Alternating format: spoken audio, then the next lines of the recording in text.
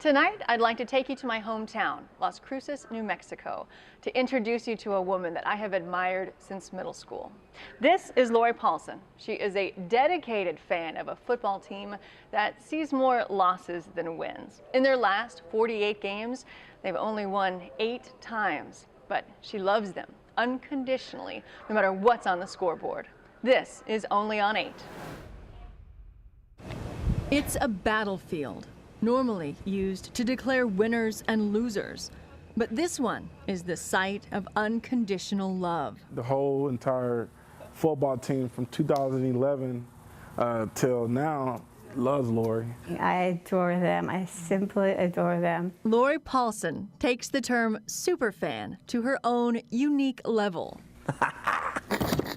And the New Mexico State University football players love her for it. Like when you hear Miss Lori's name, you just think of all the beautiful names in the world just to describe her. She means the world to me. I always tell her I love her to the moon and back. This love started growing 5 years ago when Lori invited a few players to her home for Sunday dinner.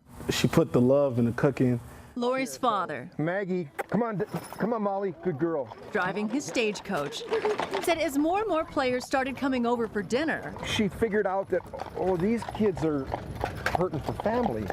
and that's what Lori became. And like all families, there are challenges. When you hear pancreatic cancer, you think, this is going to kill me.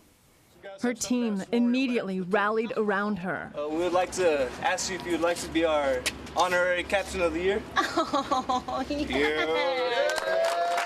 And Lori rallied right back, cheering on her team at practices and on the sidelines. When you dedicate like games to her, you want to play your heart out, you know, because you know if she was to get on that field, she'll play her heart out for us.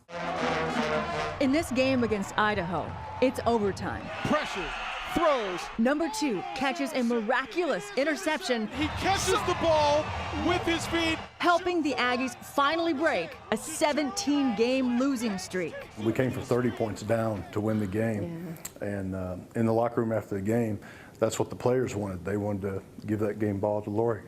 Whether you're winning or whether you're losing, she's there to just inspire and to make sure that these guys know that she believes in them. I actually got hurt during the game, and she was the first person by my side, and you know, she just, Andrew, you did great out there, win or lose, you're number 1 in my book. Stories of her support, strength, and strong will are pretty easy to come by. There's the time she was admitted to a hospital on a game day, her cancer tumors dangerously lowering her blood sugar. So she snuck out of the hospital just to come see us. Well, at first I was like, man, Miss Lori, she's kind of crazy.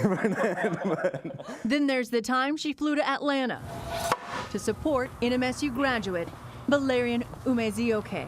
She was going through her 10th round of chemo. 10th round of chemo. I'm talking about she's feeling the worst of the worst. She gets on the plane so she doesn't miss my first NFL game.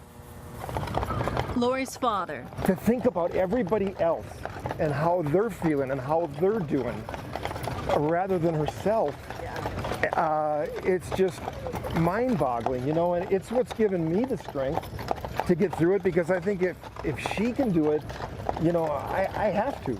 she credits the loving support of her family. Her husband gently trying to relieve her pain No, I'm okay. from sitting for this interview. Okay, you ready? After 20 rounds of chemo, there are no more treatment options. The cancer is terminal. There's only so many treatments for my kind of disease, and then there's not anymore. She's now receiving hospice care to help improve her quality of life. I'm just living every day the best that I can, my best me.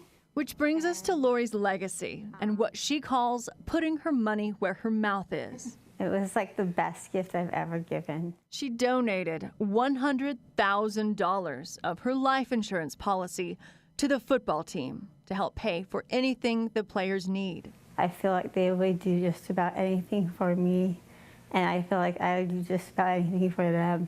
Today, in the Hall of Legends, next to the male faces of the Aggies' past, is the name of the woman shaping its players' futures. Because I believe in them. And they believe in her. We always hold up an L like this for Miss Lori, and that means no matter what, we're always going to keep pushing, keep fighting, because that's what Miss Lori wants us to do. Just 10 days after conducting these interviews, Lori passed away. She was 35 years old. I've learned that love feels so much better than any money or anything. That love is kind of the core of us all.